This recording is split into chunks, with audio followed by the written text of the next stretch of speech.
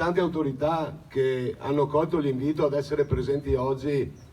a questa inaugurazione di un monumento a ricordo di quanto accaduto a pochi chilometri da noi. Ringrazio quindi della presenza il coordinatore regionale veneto dell'Unione degli Istriani, Alessandro Toscani, che lo abbiamo sentito prima, il sottosegretario di Stato, l'onorevole Vannia Gava, il vice sindaco di Trieste Serena Tonel, l'eurodeputato Gian Antonio Darè, i parlamentari Massimo Candura, Luca De Carlo e Dimitri Coin,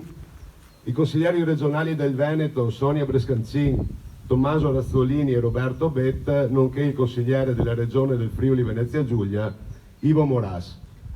Un saluto anche al nostro presidente della provincia di Treviso, Stefano Marcon,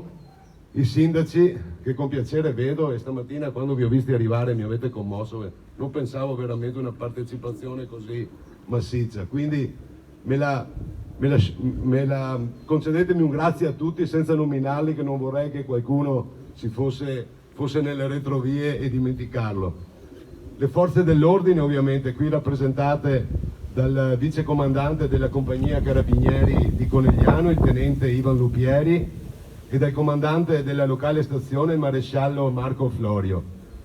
La nostra polizia locale, in collaborazione con i comuni di Cimadolmo e Vazzola, con il comandante Manuel Naro. Ringrazio poi il vero cuore del volontariato, le associazioni d'Arma, l'associazione Arma Aeronautica, l'associazione Bersaglieri, gli Alpini, Trevisani nel Mondo,